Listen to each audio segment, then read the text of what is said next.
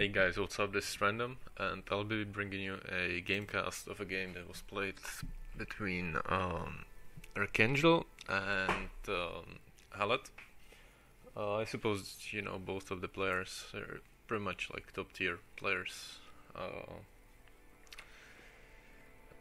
Really, real skilled guys. So I hope that this is going to be a good game. By the way, on the last video, I've got a request on the game sounds or on the overall volume to be somewhat higher. So I checked on that, and honestly, it was running on the maximum volume actually recorded. So, and I checked with few other people if they had some issues with the sound, and it didn't seem like it. So I'm sorry not to kind of follow that request, but I just can't. It's I've set the game sound somewhat higher, and I'll be talking louder, so I don't know, that might help probably, but otherwise I can't set the volume recording on any higher. It's just like as high as it gets. It's 100% volume overall, and it's like 70% microphone, 30% the game, so that you guys can actually hear me, and sometimes the sounds don't overwhelm you, because I know that used to happen to me when I used to cast on the older PC. Sometimes the sounds just overwhelmed and you couldn't hear anything I said. In any case, so we have Otto against Halet. Otto is Archangel. Otto seems to pick Isengard. He's playing off-host against random man from Halet. So Halet goes this kind of mediocre something builds where he just gets a little bit of everything. I'm not a big fan of this build, but coffee's so good, boys. But it can definitely work. The positive part about the build is that you probably won't be losing too many farms in the beginning, but you won't be putting on any pressure, and your creeping will be delayed. So, like, the price you pay in to defend yourself is fairly high actually, and sometimes people don't realize that losing a farm or two against Isengard's units might be worth it if you get like two creep players of the works, or one creep of the troll actually. But that probably shouldn't happen. Like, Isen should not let you creep the troll. It just takes too much. You take too much damage, and Isen has too much of mobility in his army. And he's lost the farm anyway. But it's okay. Like, it's not a big deal. He's still creeping. Thing is that Isengard already has his creeping done. So he's took the money, and he's heading for the troll actually. And yeah, he should definitely take at least like two of these units and check the troll. You can't like, either of those factions should not let the other faction have the troll. It just takes too long. It's like you take too much damage there. Like, look at these spikes, yo. They're half dead, not half dead, but some of them are dead and damaged. And yeah, that's few salves from these boys. And the thing is now that like, you're pushing with these four units, but only two of those units can actually damage buildings, which can be fine. Obviously, it can do its job, but it might not. It comes all down to the micro. He has these boys coming out. He probably is looking to use a land, I would suppose. Goodness, and the ambient is just so fucking loud. I am a servant of the secret fire. So anyway, he probably, yeah, he's taking this down. That's all good, all good. Is he even going to? Is he going to take this down? No. Yeah, there are the works. This is pretty much the timing that you're looking out for if you're playing man. And in case you're seeing the works, like you at that time, you should at least have your what the fuck is it called actually? The cavalry building, you know, stables. You should have the stables being upgraded at that time, because knights do nothing against works. They just do literally nothing. They have no damage. They can tank up damage, but they don't really deal any. So you need your Rohirrims to deal with it, because your pikes are just too slow. So these works will just have all the freedom in the world to harass the main player. And he's already taken out some of his production structures. He's probably going to take out both, honestly. There's no reason not to.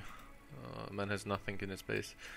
And this is why I don't like the build that Halet's opted for here.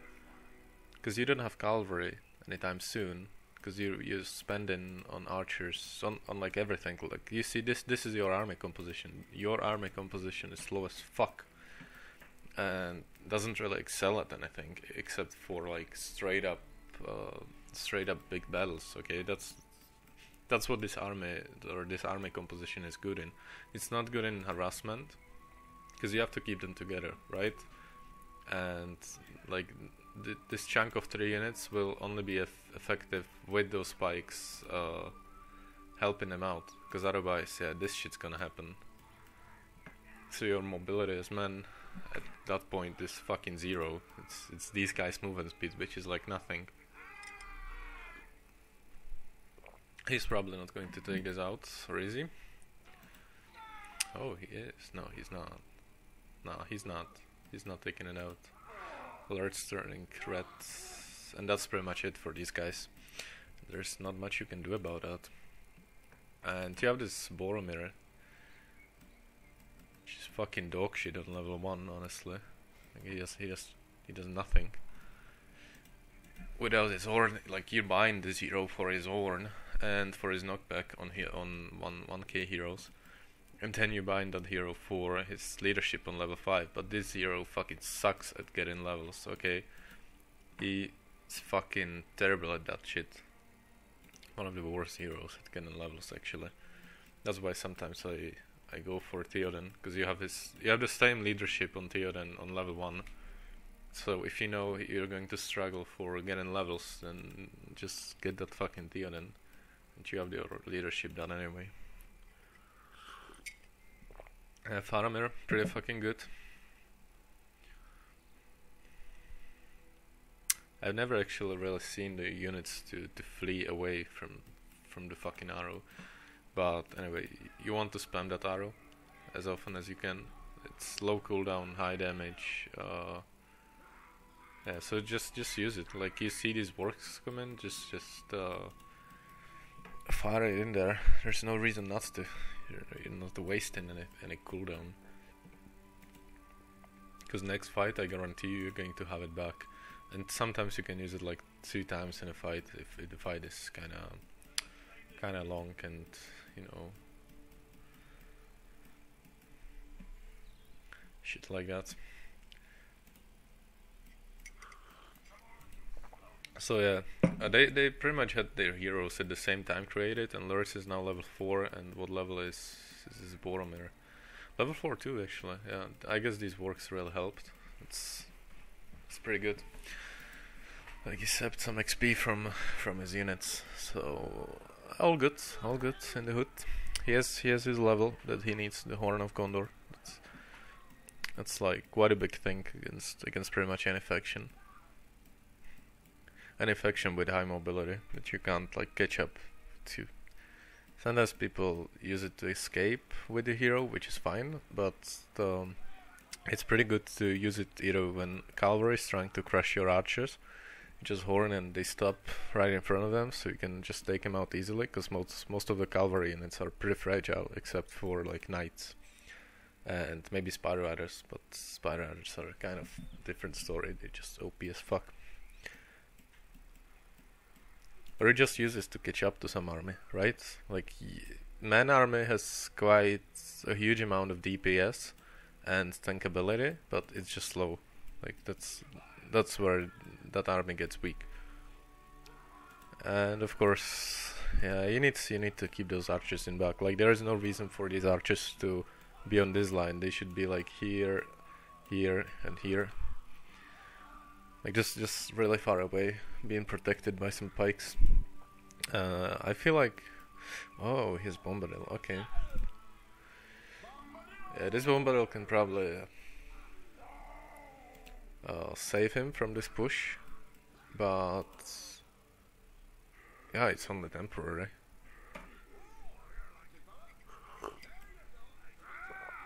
She might not. You need some long-term solution right now as well, which is Rohirrim's basically, and high-tier heroes. And also, like, nobody ever uses stance on heroes. Like, why is this Boromir not on defensive stance? I guarantee you that this Boromir would have lived if he was on defensive stance from the beginning. Because Bombadil just took out everything around him with his Sonic Song, and Lurtz have gotten knocked back.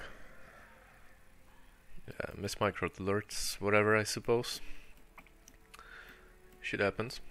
But yeah, the stance is like, boys, just fucking use them, boys. There's no reason not to.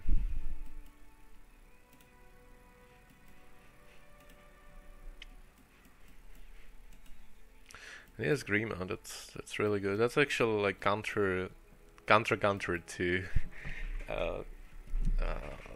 to Rohirrim's, because he can just catch up to them with his Venomous words and slow down the army. And also you have like another army reduce next to Creebane's, so you either use Creebane's or Grima's Venomous words, and you can just keep enemy army debuffed all the time.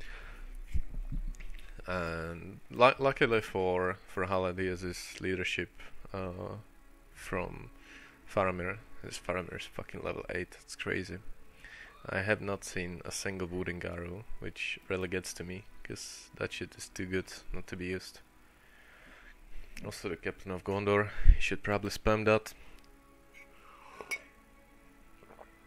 The cooldown doesn't matter, like the more often you use it, the better. Obviously.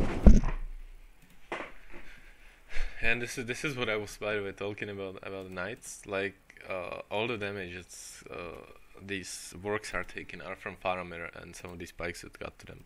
Like these knights did like nothing to them.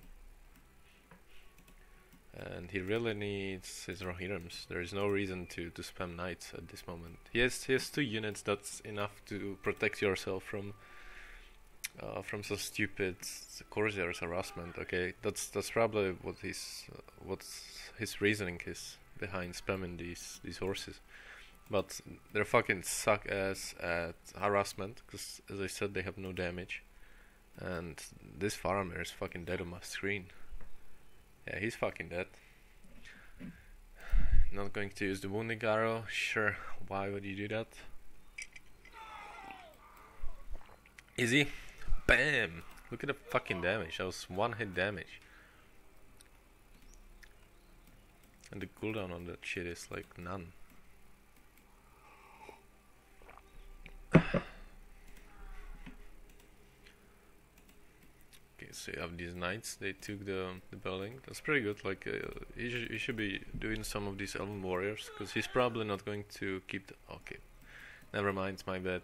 He should not. That would be a waste of money. Just wanted to say that he should make them before he loses the building, because he can't keep this side of the map for a long time. And that exactly happened. But he took this building and is making his Elven Warriors, so that's good, but the thing is they are just going to die probably. They have no way out. Yeah, but Grima's just chasing shit. So yeah, this worked out for the man player pretty well, actually. And yeah, like Isengard is in great position right now. That like it's just must be so chilled right now.